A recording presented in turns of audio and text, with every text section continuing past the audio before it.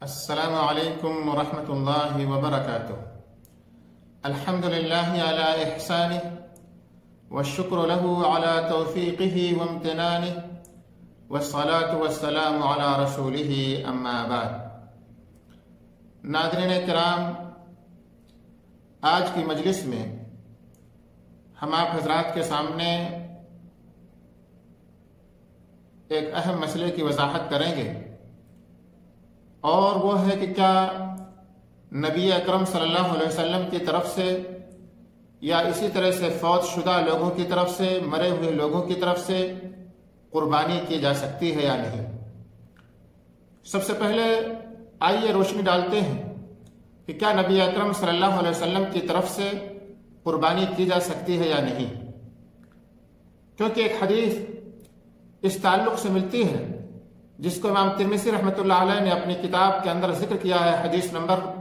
1495 ہے۔ اس میں یہ ہے کہ سیدنا علی رضی اللہ تعالیٰ عنہ 2 میڑھوں کی قربانی کیا کرتے تھے۔ ایک ان میں سے نبی اکرم صلی اللہ علیہ وسلم کی طرف سے ہوتا تھا، اور دوسری ان کی خود اپنی طرف سے ہوا کرتی تھی۔ جب حضرت علی رضی اللہ تعالیٰ عنہ سے اس بارے میں پوچھا گیا کہ آپ نبی اکرم صلی اللہ علیہ وسلم کی طرف سے قربانی کیوں کرتے ہیں، تو انہوں نے کہا کہ مجھے نبی اکرم صلی اللہ علیہ وسلم نے اس کا حکم دیا تھا،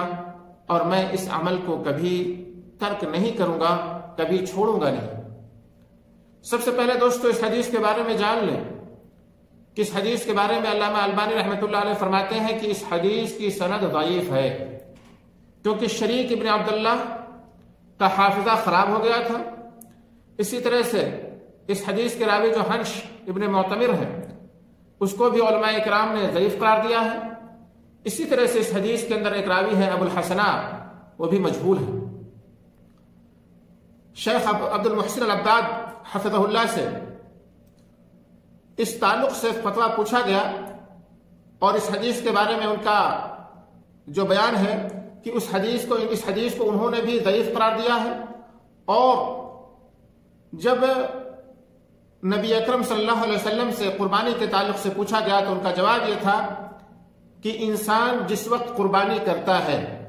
تو وہ اس کی اپنی طرف سے اور اپنے اہل خانہ کی طرف سے ہوتی ہے۔ اسی طرح سے انسان اپنے مرے ہوئے کو اور اپنے اہل خانہ کے زندہ افراد کو اپنی قربانی میں شامل کر سکتا ہے۔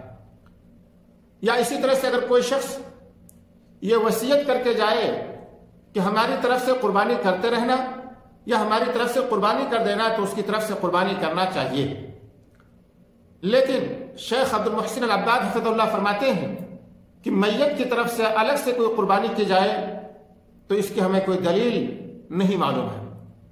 ہاں، اگر کوئی شخص اپنی قربانی میں اپنے اہل خانہ کو، اور اس میں چاہے وہ مرے ہوئے ہوں یا زندہ ہوں، سب کو شامل کر لیتا ہے تو اس میں کوئی حرج نہیں ہے۔ اور احادیث کے اندر اس کی دلیل ملتی ہے کہ ایک ہی قربانی کے اندر گھر کے تمام افراد، چاہے وہ زندہ ہوں اور چاہے مردہ ہوں، سب کو شامل کیا جا سکتا ہے۔ لیکن الگ سے مردوں کے لیے قربانی پیش کی جائے، اس کی کوئی دلیل نہیں ملتی ہے، الا یہ کہ میت مرنے والا شخص وصیت کر کے گیا ہو۔ اور اس روایت کو جو ترمذی کے اندر موجود ہے، یا اسی طرح سے ابو داؤد نے بھی اس کو روایت کیا ہے، اس کے بارے میں شیخ عبد المحسن العباد حفظہ اللہ فرماتے ہیں کہ یہ حدیث ضعیف ہے اور اس کے اندر مجہول راوی ہے۔ اس بنیاد پر اس حدیث پر اعتماد کرنا، اس حدیث کو قابل حجت ماننا درست نہیں ہے۔ رہا نبی اکرم صلی اللہ علیہ وسلم کی طرف سے قربانی کرنے کے تعلق سے، تو اگر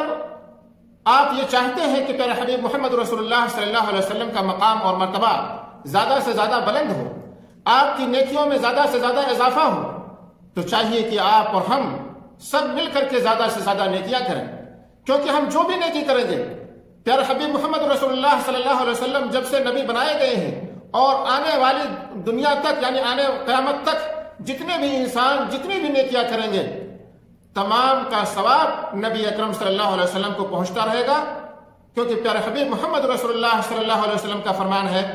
من دل علی خیر فلہ مثل اجر فاعلہ، کہ جس نے کسی خیر کے کام کی طرف رہنمائی کی، کسی نیکی کی طرف کسی کی رہنمائی کی، تو رہنمائی کرنے والے کو بھی نیکی کرنے والے کے برابر ثواب ملے گا۔ تو اس لیے ہم جو قربانیاں کرتے ہیں، اس قربانی کا جو ثواب ہے ہمیں تو ملتا ہی ہے، اور ساتھ ہی ساتھ پیارے حبیب محمد رسول اللہ صلی اللہ علیہ وسلم کو بھی ملتا ہے۔ دنیا کے اندر جتنے بھی لوگ نمازیں پڑھتے ہیں، جتنے بھی نیکیاں کرتے ہیں، جتنے بھی صدقہ اور خیرات کرتے ہیں، جتنی بھی قربانیاں کرتے ہیں، سب میں نبی اکرم صلی اللہ علیہ وسلم کا حصہ ہوتا ہے برابر کا، کیونکہ نیکیوں کی طرف رہنمائی کرنے والے پیارے حبیب محمد رسول اللہ صلی اللہ علیہ وسلم ہیں۔ دوسرا مسئلہ کہ کیا مردوں کی طرف سے قربانی کی جا سکتی ہے یا نہیں کی جا سکتی ہے؟ تو نبی اکرم صلی اللہ علیہ وسلم کا اگر عمل دیکھا جائے تو نبی اکرم صلی اللہ علیہ وسلم کے عمل سے یہ ثابت ہوتا ہے کہ پیارے حبیب محمد رسول اللہ صلی اللہ علیہ وسلم نے کبھی خاص مردوں کے نام سے قربانی نہیں کی ہے۔ حضرت حمزہ رضی اللہ تعالیٰ عنہ جو نبی اکرم صلی اللہ علیہ وسلم کے پیارے چچا تھے، آپ ہی کی زندگی میں ان کی شہادت واقع ہو گئی، لیکن کبھی حضرت حمزہ رضی اللہ تعالیٰ عنہ کی طرف سے نبی اکرم صلی اللہ علیہ وسلم نے قربانی نہیں پیش کی۔ نبی اکرم صلی اللہ علیہ وسلم کی زندگی میں آپ کی 3 بیٹیاں وفات پا گئیں، آپ کے 3 بیٹے فوت ہو گئے، اور اسی طرح سے آپ کی چہیتی بیوی سیدہ خدیجہ رضی اللہ تعالیٰ عنہا فوت ہو گئی، لیکن نبی اکرم صلی اللہ علیہ وسلم نے ان میں سے کسی ایک کی طرف سے بھی قربانی مستقل طور پر پیش نہیں کی ہے۔ یا اسی طرح سے صحابہ کرام کے اگر عمل کو دیکھا جائے تو صحابہ کرام نے بھی مستقل طور پر مردوں کی طرف سے قربانی نہیں پیش کی۔ شیخ ابن عثیمین رحمۃ اللہ علیہ فرماتے ہیں کہ اصل تو یہ ہے کہ قربانی زندہ لوگوں کی طرف سے کیا جائے، اور اگر مردہ لوگوں کو اس میں شامل کیا جاتا ہے یا مردہ لوگوں کی طرف سے کی جاتی ہے تو اس کی 3 قسمیں ہیں۔ کہا پہلی قسم یہ ہے کہ مردہ کو یا فوت شدہ لوگوں کو زندوں کے تابع کر دیا جائے، یعنی اگر کوئی شخص ایک بکرا یا ایک بکری اپنی طرف سے اور اپنے اہل و عیال کی جانب سے قربانی کرے، اور اس کے اندر اس کی نیت یہ ہو کہ ہمارے گھر کے تمام افراد چاہے وہ زندہ ہو چاہے مردہ سب کو ثواب ملے، تو یہ جائز اور درست ہے، اور وہ ایک بکری یا ایک بکرا تمام کی طرف سے زندوں اور مردوں کی طرف سے کفایت کر جائے گا۔ دوسری جو قسم یہ ہے کہ اگر مردوں نے وصیت کی ہے، مرنے سے پہلے یہ وصیت کی ہے کہ میری طرف سے قربانی کی جائے، تو بہرکیف اس وصیت پر عمل کرتے ہوئے قربانی کرنا واجب ہے اور ان کی طرف سے قربانی کرنی چاہیے۔ تیسری جو شکل ہے کہ الگ مستقل طور پر مردوں کے نام پر قربانی کی جائے اور زندہ لوگوں کو اس میں شامل نہ کیا جائے، مثال کے طور پر والد کی طرف سے ایک مستقل قربانی کی جائے، والدہ کی طرف سے ایک مستقل قربانی کی جائے، اور وہ سب فوت ہو چکے ہیں، تو اس سلسلے میں علماء کرام کے درمیان اختلاف ہے۔ حنابلہ کے یہاں یہ عمل جائز ہے، اور ان کے یہاں یہ صدقے کے مانند ہے، یعنی جس طرح سے مالی صدقہ میت کی طرف سے کرنا جائز ہے، اسی طرح سے کہتے ہیں کہ